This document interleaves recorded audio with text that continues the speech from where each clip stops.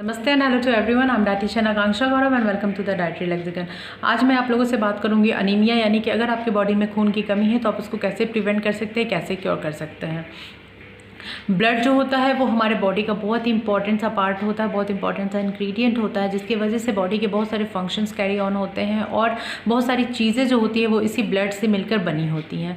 सो blood की qualities as well as quantities दोनों को अच्छी रखनी ज़रूरी है। नाउ मेन और वीमेन दोनों में ये प्रॉब्लम देखा गया, but comparison to men women में ज़्यादा देखा जाता है। इंडिया में गर्ल्स इंक्लूडिंग वीमेन में 80 to 85% जो है वो इससे अनीमिया से सफ़र कर रहे हैं। और अगर आपके बॉडी में खून की कमी है तो आपके स्किन और हेयर के जो क्वालिटीज़ है वो डिग्रेड हो जाएगी, आपको हार्मोनल इम्बैलेंसेस हो सकता है, स्ट्रेस हो सकता है, एंजाइटी, डिप्रेशन, यहाँ तक कि इनफर्टिलिटी भी हो जाती है, मेंस्ट्रुअल प्रॉब्लम भी होता है। हालांकि जो मेंस्ट्रुअल प्रॉब्लम है और इनफर्टिलिटी है वो बहुत सारे अदर रीजन से भी होती है, बट अगर आपके बॉडी में खून की कमी है तो ये भी एक फैक्टर है जो कि डिस्टर्ब करता है इन सभी चीज़ों को। तो आपको अगर आपके बॉडी में हीमोग्लोबिन का जो रेंज है वो 14.0 या 14.0 प्लस भी है तो भी आपको इसकी क्वालिटीज़ को through out of your life maintain रखने की ज़रूरत है। नाउ आपको आपके डाइट पैटर्न भी जो है वो अच्छे रखने हैं, क्योंकि कुछ बैड डाइट पैटर्न की वजह से भी ये प्रॉब्लम अगर होते हैं, हीमोग्लोबिन लेवल जो होता है वो आपका कम हो जाता है। सो आप अपने खाने में ग्रीन लीफी वेजिटेबल्स का अच्छे से आप उसको शामिल कीजिए, जितनी भी ग्रीन वेजिटेबल्स है वो लीजिए। फ्रूट में एप्पल, पोमेग्रेनेट, बनाना आप ले सकते हैं। अब बनाना लेने से बहुत लोगों को कफ की प्रॉब्लम होती है, तो उसके लिए आपको क्या करना है कि बनाना को आप थोड़ा सा गर्म पानी में आप थोड़ी देर डाल के 5 मिनट्स तक छोड़ दीजिए। उसके बाद अगर आप खाते हैं तो आपको कफ की प्रॉब्लम नहीं होगी, क्योंकि बनाना में बहुत अच्छे अमाउंट में पोटेशियम, आयरन का प्रेजेंस होता है। सो आपको इसको स्किप नहीं करना चाहिए होपफुली। तो आप ऐसे करके बनाना को खा सकते हैं। सीरियल्स मिलेट्स में आप खा सकते हैं बाजरा, रागी और गेहूं के आटे की बनी रोटी, या आप पराठा जो भी खाते हो वो आप खा सकते हैं। नट्स में आप अंजीर ले सकते हैं, खजूर ले सकते हैं, आप चाहे तो ये आपको सेसमी सीड्स जो आता है वो भी आप ले सकते हैं। ब्लैक रेजिन्स यानी मुनक्का जिनको कहते हैं वो ले सकते हैं। शुगर को आप स्किप कर दीजिए, शुगर के प्लेस पे आप जैगरी का कंजम्पशन कर सकते हैं, क्योंकि अगेन उसमें बहुत अच्छे अमाउंट में आयरन होता है जो आपके हीमोग्लोबिन को बनाने में हेल्पफुल होगा।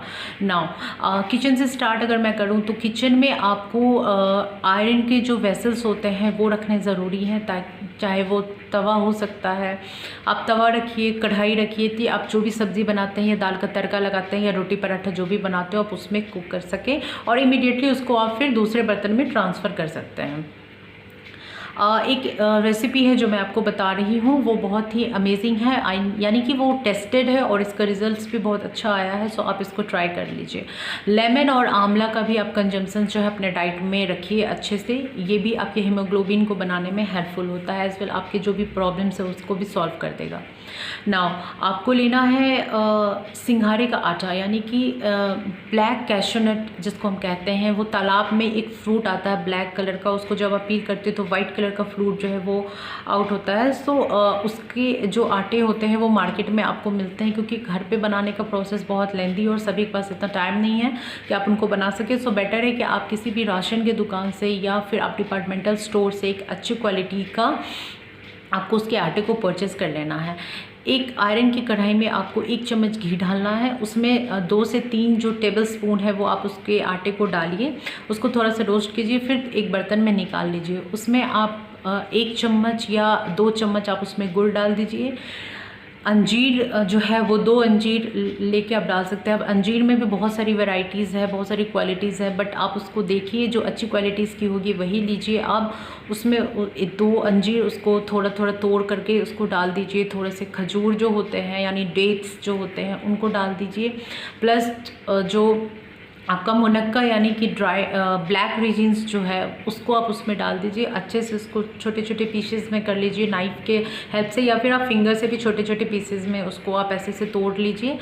उसमें आप सबको मिक्स करने के बाद थोड़ा सा उसमें घी को ऐड करके अगेन, अगर आपके पास सेसमी सीड्स है यानी जो तिल के जो सीड्स होते हैं, सफ़ेद तिल जो होती हैं वो भी आप उसमें 1 या ½ टीस्पून आप उसमें डाल के उसको अच्छे से बाइंड कर लीजिए, अच्छे से मिला के।